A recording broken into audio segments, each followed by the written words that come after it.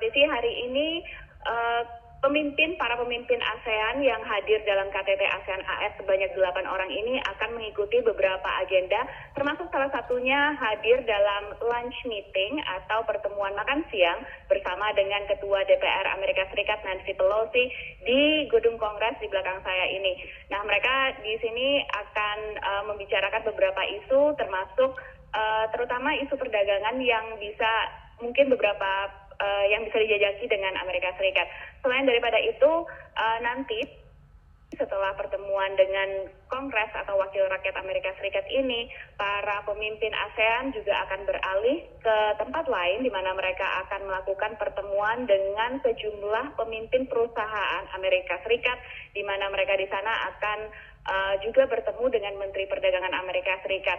Lalu pada akhir hari ini pukul 5.30 nanti mereka akan beralih ke Gedung Putih, di mana nanti mereka akan bertemu dengan Presiden AS Joe Biden dan melakukan makan malam bersama kenegaraan dengan Joe Biden dan juga para pemimpin negara-negara ASEAN yang hadir dalam KTT ASEAN AS kali ini. Johanna. Nah, untuk delegasi Indonesia sendiri, apa saja agendanya? Ya, Presiden Joko Widodo tentunya akan hadir dalam semua agenda yang sudah diagendakan dalam KTT kali ini, mulai dari makan siang, pertemuan bisnis, dan juga pertemuan makan malam nanti dengan Presiden Joe Biden. Dan salah satu agenda lain yaitu juga pertemuan private dengan Presiden Joe Biden yang kami masih belum mengetahui pastinya akan terjadi kapan, namun pertemuan private ini adalah pertemuan antara Joe Biden dengan seluruh pemimpin kepala negara dari negara-negara ASEAN ini. Bukan pertemuan bilateral, namun pertemuan antara kedua kepala negara untuk membicarakan sejumlah isu. Dari delegasi Indonesia pagi ini sudah melakukan penandatanganan dengan perusahaan CEO dan perusahaan Amerika Serikat untuk melakukan kerjasama investasi di Indonesia. Salah satunya adalah perusahaan Chevron yang akan melakukan berinvestasi terhadap energi terbarukan di Indonesia. Dan selain daripada itu, besok akan ada sejumlah agenda lain yang akan diikuti oleh delegasi Indonesia, termasuk ke Departemen Luar Negeri Amerika Serikat dan juga bertemu dengan Wakil Presiden Amerika Serikat. Yohana. Nah, selain tadi ada soal isu ekonomi antara Indonesia dan juga Amerika seperti itu, ada isu krusial lainkah yang mungkin dibahas dalam KTT kali ini secara umum dan juga secara khusus, misalnya menyoroti apa yang sedang terjadi di Rusia dan Ukraina atau mungkin konflik-konflik di negara lain? Seperti apa ini juga peran Indonesia?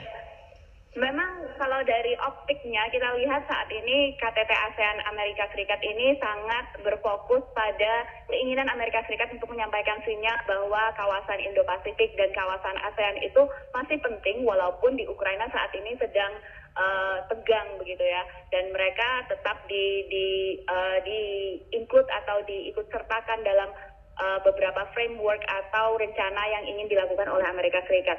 Nah, ini memang salah satu optik yang ingin ditampilkan oleh Amerika Serikat sehingga membuat kawasan itu lebih yakin dan percaya diri bahwa walaupun ada perang di Ukraina, mereka masih tetap tidak akan ditinggalkan dalam isu keamanan, terutama di Laut Cina Selatan dan juga kawasan isu-isu lain yang ada di kawasan Indo-Pasifik. Itu yang pertama.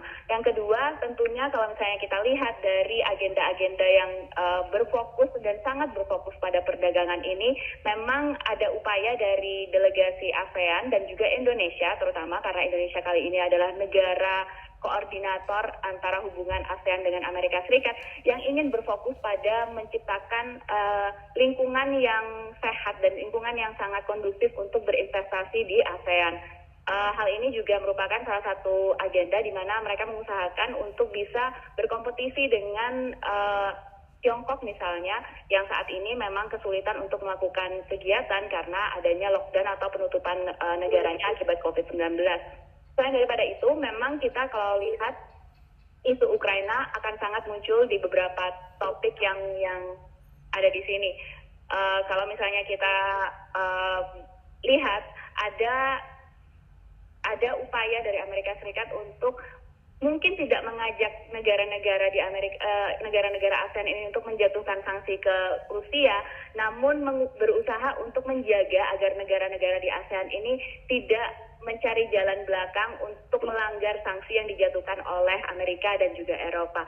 Selain daripada itu, tentunya pandemi COVID-19 masih menghantui isu-isu KTT seperti ini, di mana Amerika Serikat memang berusaha untuk memberikan dana bantuan kepada ASEAN sebanyak 2 juta dolar Amerika Serikat dan diupayakan untuk bisa dialihkan ke regional secepat mungkin. Yohana. Nah, sedikit saja Virginia, karena Anda menyinggung masalah COVID-19 ini, apakah ada suatu kesepakatan bersama yang dibahas di forum tersebut untuk memandang atau melihat posisi dari pandemi COVID-19 yang sedang terjadi seperti apa sebenarnya dari negara-negara itu?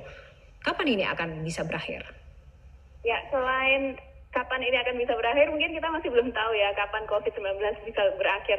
Tapi selain daripada KTT ASEAN AS ini juga akan diadakan COVID Summit yang kedua yang diinisiasi oleh Amerika Serikat di COVID-19 di masa mendatang atau di saat ini. Yohana. Nah, ini kan sedang merebak nih, isu hepatitis akut yang juga melanda beberapa negara di ASEAN. Apakah juga sempat muncul isu ini dibicarakan oleh para pemimpin negara di sana? Untuk isu kesehatan yang lain, sepertinya belum ada agenda yang direncanakan untuk masuk ke dalam pembicaraan COVID Summit yang akan diadakan pada esok hari. Namun tentunya yang ditekankan adalah isu layanan kesehatan dan bagaimana menjaga ketahanan layanan kesehatan ini supaya tidak kolaps seandainya ada pandemi lanjutan atau ada penyakit-penyakit lainnya yang kita tidak bisa prediksi begitu, dan kira-kira bagaimana caranya agar layanan kesehatan yang ada di dunia itu tidak kaget seperti yang terjadi pada pandemi COVID-19 kemarin. Yohana. Baik, terima kasih Virginia untuk update informasinya langsung dari Washington DC.